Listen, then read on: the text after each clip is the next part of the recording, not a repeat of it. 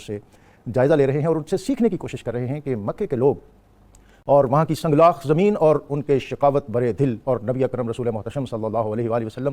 آپ کا محبت اور درد بھرا پیغام، لیکن ان کی طرف سے جو ہٹ دھرمی اور جو ان کا لہجہ وہ اسی طرح ترش اور سخت۔ وہ کہتے ہیں کہ عذاب کب آئے گا اور یہ کیسے ہو سکتا ہے کہ ہم مر جائیں اور پھر مرنے کے بعد دوبارہ جی اٹھیں۔ قرآن کہتا ہے کہ جس طرح تم سوتے ہو، نیند کے بعد دوبارہ بیدار کیے جاتے ہو، اسی طرح تمہیں مرنے کے بعد، موت کے بعد دوبارہ زندگی عطا کر دی جائے گی۔ اور پھر ایک ان کے اندر یہ فکر مندی بھی ہے کہ یہ عرب کے اور مکے کے چند لوگ جن کی معاشرتی حیثیت بھی ایسی نہیں ہے کہ ان کو ہم اپنی برابری پر بٹھا سکیں، کہیں ایسا نہ ہو کہ یہ بے وقت اور بے حیثیت لوگ کوئی ایسا انقلاب برپا کر دیں جس کے سبب ہمارے یہ جھوٹے خداؤں کی حاکمیت اور ہماری اس معاشرتی چدراہٹ یہ ملیا میٹ ہو جائے اور ختم ہو جائے۔ فکر مندی صرف ان کو اپنے اس ماحول اور مزاج کی حد تک نہیں تھی، بلکہ یہ بھی تھی کہ کہیں ایسا نہ ہو کہ کل کو یہ یہاں سے کہیں دور چلے جائیں اور پھر ایک طاقت بن کر یہاں دوبارہ آ جائیں۔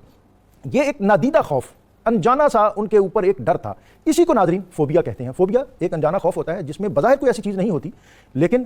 اس کے اندر ان کے خدشات اور وسواس ہوتے ہیں۔ یہی وجہ ہے کہ جب مکہ سے ہجرت کر کے مسلمانوں کا ایک گروہ حبشہ گیا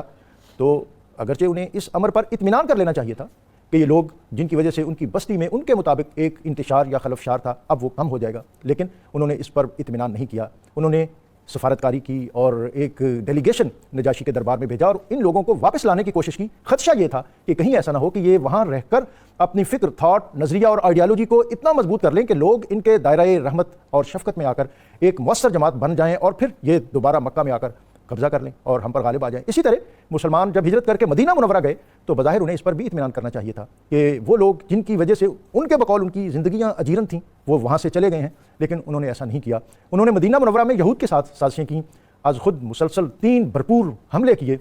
اور ہر طرح کی ریشہ دوانیاں ہر وقت ان کے پیش نظر رہتیں۔ وہ ہمہ وقت اس خدشے میں رہتے تھے کہ یہ دین اور یہ جو نظریہ اور یہ جو طرز معاشرت اور یہ سماج کے جو طریقے اور یہ جو طرز زیست اس دین اور اس قرآن کے اندر ہے، یہ اپنی حقانیت کی بنیاد پر ایک نہ ایک دن غالب آ جائے گا۔ اور دوسری طرف وہ دیکھتے تھے کہ جو کمٹمنٹ اور جو وابستگی مسلمانوں کی اپنے پیغمبر حضرت محمد مصطفیٰ کریم صلی اللہ علیہ وآلہ وسلم کے ساتھ ہے، یہ انہوں نے اس سے قبل اس کا نظارہ کہیں نہیں کیا تھا۔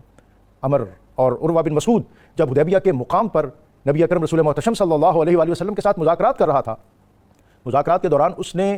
عرب کی روایت اور کلچر کے مطابق اپنی بات منوانے کے لیے نبی اکرم صلی اللہ علیہ وسلم کی ریش مبارک کو، جیسے ہمارے ہاں بھی کوئی بات منوانے کے لیے ہم کسی بزرگ کی ریش کو ہاتھ لگاتے ہیں، تو اس نے ہاتھ آگے بڑھایا۔ مغیرہ بن شعبہ نے کہا کہ اپنا ہاتھ پیچھے کر لو اور اگر یہ دوبارہ بڑھا تو یہ ہاتھ واپس نہیں جائے گا۔ یہ منظر دیکھ کر عروہ بن مسعود دنگ رہ گیا اور اس نے واپس آ کر کہا کہ میں نے بڑے بڑے شاہان دنیا ان کے دربار دیکھے ہیں، لیکن جو منظر میں نے مصطفیٰ کریم صلی اللہ علیہ وآلہ وسلم آپ کے آستاں اور آپ کے دربار کا دیکھا ہے، اور فدائی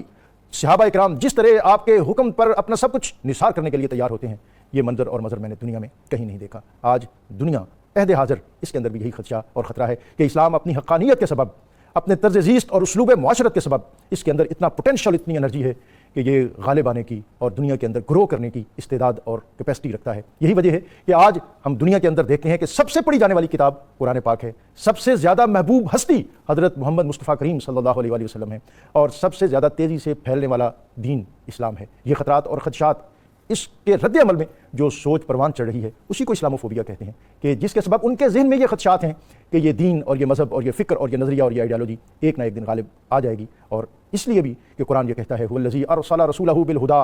ودین الحق لیظہرہ علی الدین کلہ،